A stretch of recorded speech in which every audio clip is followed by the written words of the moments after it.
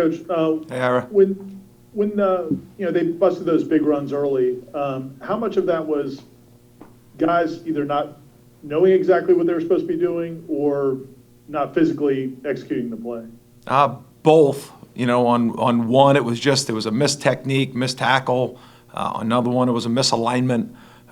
So there were more big plays than obviously we want to go into all the detail about, but it was a mixture of both.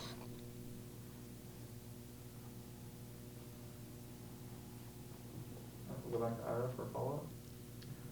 Can you take much from what you guys did in the second half? The explosive plays kind of ended midway through the second quarter, I think. Did you feel like you guys played better? Did you guys change what you were asking guys to do at that point? Well, we were trying to be aggressive early in the game. They gave us some formations that were formations that sometimes you can or can't be aggressive in. But sometimes when you pressure it and one guy pops out and one guy doesn't get his job done, or the group doesn't leverage it the right way, it creates some explosives that we don't want. It's hard to say you settled in when you give up over 40 points. You never want to say that. But it's just it wasn't a good overall performance for sure. But I was proud of the second half. I was proud at the end of the game, the fight. And I was proud about the overall effort. We've got good kids that want to get better, and they're eager to try and make this thing turn too. And our job is to make sure that we do it the right way constantly, every single day, and we're able to look them in the eyes and tell them the truth and see the improvement. And listen, we want the improvement to go from one step to a total flight of stairs. And we want that to happen overnight. And we're driving to make sure it does. But we got to understand and make sure they understand about what they were getting better at, what needs to improve, and we keep putting some guys out there that need the experience, and that's going to continue. And we got to make sure we keep it that way. Next will be Pat Barnum from the Osceola. Hey, Coach. Hey, Pat. Obviously, you got another great challenge this week. North Carolina guys coming in off their best offensive performance of the year. Kind of talk about the challenges that they provide with Sam Howell, and then they really got their running game going against Virginia Tech. Yeah, they're operating at a high level, and it started that quarterback. I think he's going in his sophomore year, had an outstanding year last year, and they came off of a great performance against Virginia Tech. Obviously, running the football. They've got wideouts that can deliver, so they're an absolute challenge from sideline to sideline. Those two backs, the two wideouts, the quarterback, they're playing well up front. So, yeah, they offer a lot of challenges, that's for sure, Pat. All right, next will be Perry from Tomahawk Nation. Coach, you mentioned the other week about wanting to see some players take the reins on positions. Have you seen anybody step up at any positions? On a consistent basis, there's been some, and you could tell the guys that are out there the most are the ones that we feel are getting, the job done in a way that they should be getting it done. So, yeah, there's been some of it, but obviously not enough. But I've got faith in our players. I really do. Is it perfect, Monday through Saturday? No. But our job as coaches is to show them what it looks like every single day. And whether you have some success or whether you have some failures, they need to see what that looks like. And, you can't fake confidence. You got to make it real. But confidence is built with work, and work is built with preparation constantly. And we're trying to show them that as a staff every single day. And, listen, they have success. Sometimes we say it wasn't good enough. Sometimes it's a failure just because of a mega play, and we try and teach based off of how they did it, not always the result. But listen, the results are what we all look at, right? Players, coaches, everybody. And you just got to make sure that you keep the players' focus on the things that are critical for them to have long-term success. So we're in the middle of it right now. It's always difficult when you're not having, the outcome that we want. But these guys are giving us their hearts, and we got to make sure that we continue that on the same plane. All right, next will be Aslan Harvandy from Warchant. Earlier Mike mentioned that there was plays to be made there for the defense. Guys were put in position to make plays, but at times they're just not trusting their fundamentals. In terms of the word fundamentals, are we talking about things that these kids have been taught since they played football, or are these things that are sort of unique to the scheme and what you're asking them to do fundamentally? Well, that's a broad question, Aslan, but I understand the question, right? It's like, okay, when a play hits, like, what's the problem? What's the reason? And there's sometimes there's one or two or three reasons per each play. It's not always the same reason. You wish it was, but I think when Mike mentioned fundamentals, I think that goes with just technique. Are they playing with the right technique in order to get their job done? Because what happens sometimes on defense, I think it happens on offense too. If something doesn't go right, players sometimes press.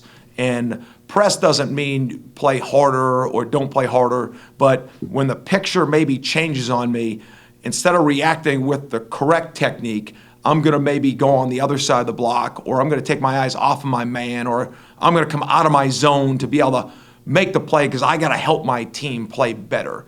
And that's a waterfall effect, in a negative way sometimes. And I think that happens when you're not having the outcome that you want. And, there really becomes a belief between players and coaches that what you're coaching is going to work.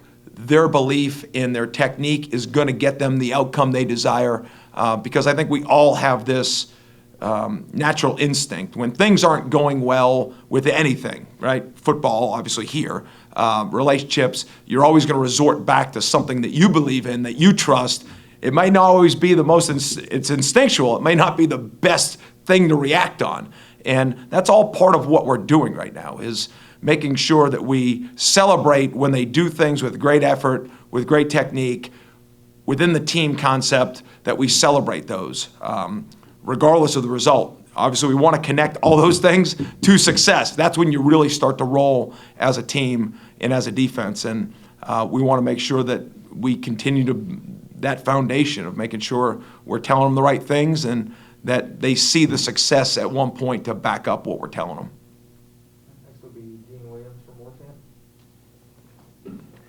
Hey, Coach, we saw it in your game and really across all of college football this past Saturday. Scores are up across the board. Heck, even Alabama gave up 48 points this last week. Obviously, there's some function or relationship to the offseason. You guys had the unusual circumstance. So why is that playing such a hard role? Why are defenses having such a hard time catching up with offenses right now? Gene, maybe this is the wrong answer, but I don't care. Like those things and point, like, I've got a TV too, and I've got a phone. So, you see other teams, but like, I don't really connect that to anything that's happening with us, and, listen, our job is to stop people.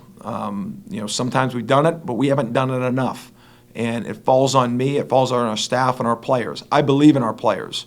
And I believe in what we're doing. We just have to do it better, more often, with better consistency. And when I say more consistency, I'm not just talking about execution, making their one-on-ones, effort. It's all part of it.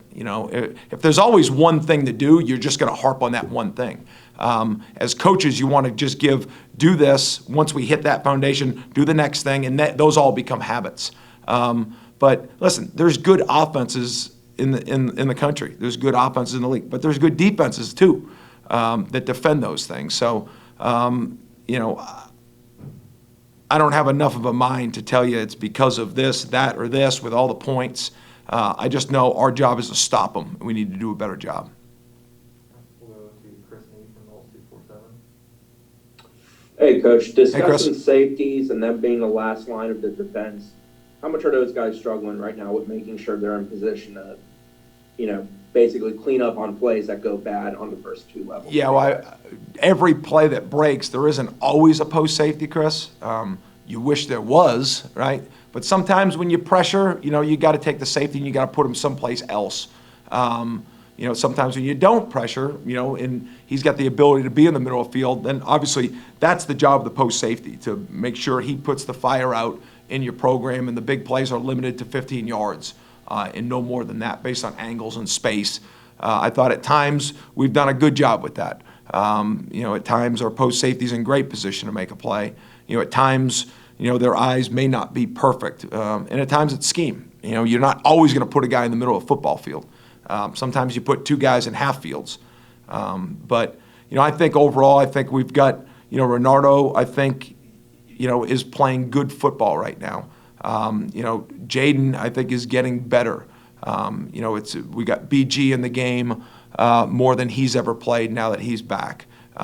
Ray Woody has been taking snaps for us too. So we've been rotating through with those guys right now. I think they all offer some strengths, and we're trying to use them to the best of their ability within the strengths that they have right now. All right, we're gonna do two more, we'll go back to Avalon. Adam, I guess just for the way the season has started out, how much of the slump, I guess, is just not having guys available, and then you had to use a primarily three-man front against Miami? Mike mentioned Saturday night you guys try to play a little tighter in the box, I guess, against Notre Dame. Just the fact that you haven't been able to maybe like run a base or a foundational sort of philosophical thing that you guys want to do week in and week out, how much of that has contributed to the sort of inconsistency of play? I don't think much, Aslan. I mean, you play defense in this time in college football. You're going to face a variety of different offenses. It's part of how you've got to coach. You've got to be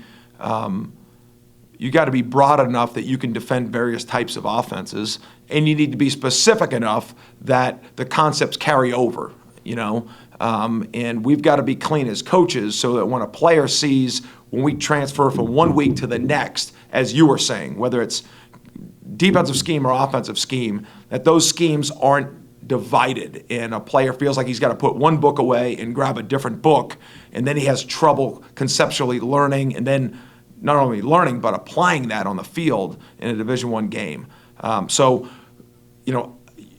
We take pride in trying to be in that way when we teach, that it's broad enough that we can defend things that are going to happen, but specific enough to each player that he can kind of hone in on what his job needs to be. It's easier with older players. It's more of a challenge with younger players, not because they're not sharp enough or smart enough, they haven't seen it. And experience is a good teacher. But like I've said before, just because you have experience doesn't mean you're going to be successful. So we got to make sure that the guys that we're putting out there consistently are the ones that see it the cleanest, but the ones that can obviously make the plays too when the plays are there to be made. So that's still trying to work its way out right now as a unit. All right, last one, we'll go back to Ira from Moorcamp. Following up on that topic, you've obviously tried a lot of different things, and you've tried a lot of different personnel. I mean, games you guys have had 30 different guys out there playing defense. And I've seen you personally on the sideline trying to go with high intensity and trying to kind of put an arm around guys. I mean, like, where are you at right now with this defense in terms of understanding, like, maybe how to reach them or how to get the most out of them? Yeah, I think we're at a good place. It's just constant, and anything we do, Ira, is just as real as we can be, and if I put my arm around somebody because at that moment I think they need it. If I get on somebody, it's because they need it. I try not to operate out of emotion, even though that's difficult sometimes. We all deal with that. But I try and operate with what that player needs at that time. Just as a person, sometimes that hits home in the right way. Sometimes it needs a follow-up. But these players need us, and they need us to show them the way, both from an inspiration, from a learning, from a reaction, all of it. And especially in the time, when you're all getting pats on the back, and you treat somebody a little bit different, it's easier to deal with.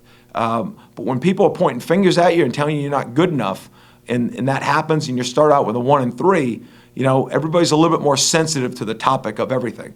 But the way I've learned in life, be as real, as honest, as thought-provoking, and consistent as possible throughout the times. Whatever the situation is. It just happens now, it's got a certain title of the book, but how we act, the consistency that we show is critical, especially at times like this. And listen, there's a lot of other things going on in this world, but right now at Florida State, we're dealing with playing another good football team, trying to improve, trying to get better, trying to deal with not being the consistent team that we're trying to be. And the best way to do that is to do it as coaches, so that these players understand how it needs to look and how we act and how we treat them every single day.